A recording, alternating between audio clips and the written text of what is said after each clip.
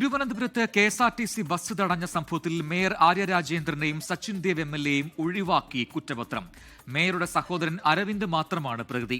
മേയറെയും എം.എൽ.എയും ഒഴിവാക്കിയത് രാഷ്ട്രീയ പ്രേരിതമെന്ന് കെ.എസ്.ആർ.ടി.സി ഡ്രൈവറായിരുന്ന യദു 24-നോട് പ്രതികരിച്ചു.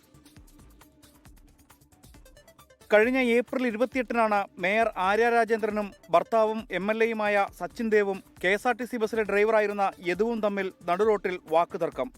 എം.എൽ.എ കെ.എസ്.ആർ.ടി.സി ബസ്സിൽ കയറി ഡ്രൈവർ യദുവുമായി തർക്കത്തിലേർപ്പെട്ടത് വിവാദമായി.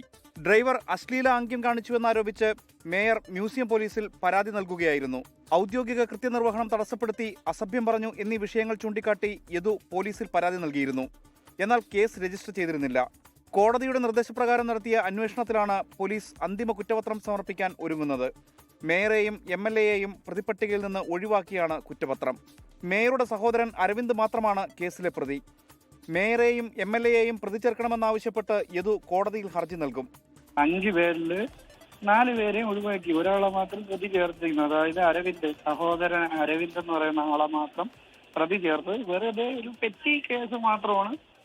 കോടതി പറഞ്ഞാണ് കേസെടുത്തത്. ഈ 5 പ്രതികളെയും പ്രതികളാക്കണമെന്നും പറഞ്ഞ് ഇപ്പൊ പോലീസുകാരെടുത്ത് കോടതി റിപ്പോർട്ട് ചോദിക്കും. അപ്പം അതും കോടതി പറഞ്ഞല്ലേ ചെയ്യുന്നത്. ഇവര് മര്യാദയ്ക്ക് അന്വേഷിച്ചിരുന്നെങ്കിൽ കുഴപ്പമില്ലായിരുന്നു.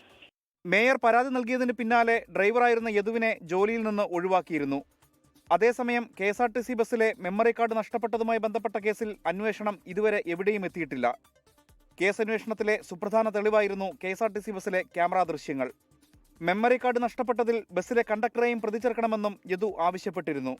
24 തിരുവനന്തപുരം. ലോകത്തെവിടെയായാലും ഏത് സമയത്തും 24 വാർത്തകളും ഓഗ്മെന്റഡ് റിയാലിറ്റി പാക്കേജുകളും എക്സ്പ്ലെയിനറുകളും വിശദമായി കാണാൻ ഞങ്ങളുടെ യൂട്യൂബ് ചാനൽ നിങ്ങൾക്ക് സബ്സ്ക്രൈബ് ചെയ്യാം.